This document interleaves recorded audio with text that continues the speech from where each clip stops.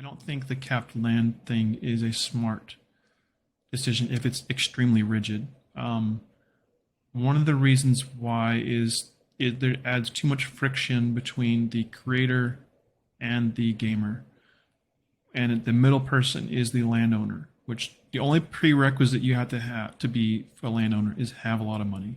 It doesn't mean you're going to be good, developer of this land. Whether you're a person that can develop it, or if you know someone that can develop it, doesn't mean you're going to be good at that. It just means you have money. So with that kind of barrier, you're making it very difficult for really talented creators to get involved, because it just ramps up the price, and then things go stagnant.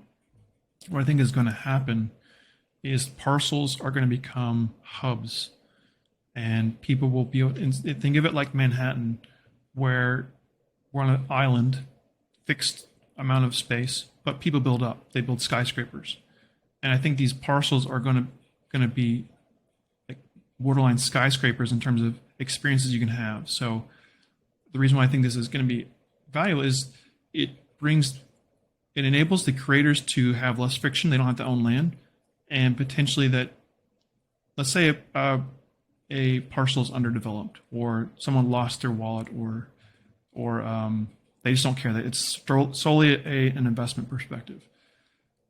I think there'll be a community DAO that will be of content builders, or experience builders, and if a parcel is underperforming, that this would go up in a potential not probation is not the right word, but you would be put under the community DAO, and you'd have to provide an experience that is acceptable for the entire platform in terms of quality. And I think that's what's going to happen is if there's underdeveloped places, and there's one of the theories that I can't remember, his name's Lars, I can't remember his last name, but he talks about Georgian theory, where and I'm going to butcher this, my rough understanding is if you have land, let's say a big city land, and one is really expensive, or one is doing really well, and the one next to it is not developed. The person that is not doing developed work pays a tax equal to the person that's doing really well. So it discourages people that just sit on land and not do anything with it. So the idea is you would bring in, they couldn't afford it because it's not bringing any money, and then they'd have to sell it to someone who can develop it. I think that's going to be too aggressive in terms of this taxing on it. I think it's going to be like you're going to be able to open up in terms of the metaverse, like a sandbox parcel, as people will just have vote like this parcel needs to have but higher quality content, and you can stack on top of. Let's say they have an underdeveloped. Let's say they just have a bad game and it's just underperforming. The community DAO would come in and say, "Hey, we're going to put in 3 experiences on top of this that will, one, bring in more value to the platform, and also potentially funnel people to your actual experience."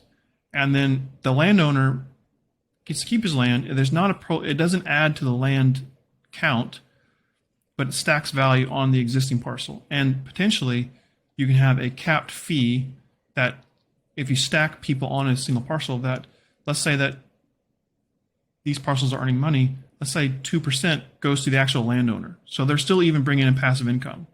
So I think that's what's going to evolve in these games, is to lower the friction between creator and gamer or experience, the person that wants the experience, and while still providing value to the landowner. That's how I think it's going to go. And I think, but again, that would be the bullish case for me. If they go with this very rigid idea of you can't have stacked experiences in terms of, and by stacked, I mean a parcel can have multiple states.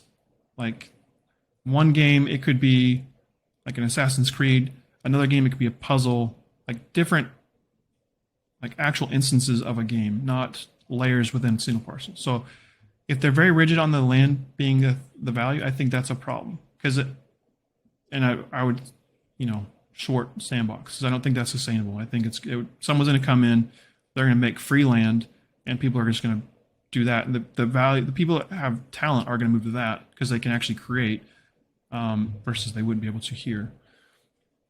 And then the bull case would be like, okay, we're going to introduce hubs. We're going to stack value to existing landowners, enable people to bring in high quality content on top of other experiences. And I think that opens up too is like, let's say we're successful, we have a good experience, like on our land. Let's say that someone wants to drive traffic to their parcel.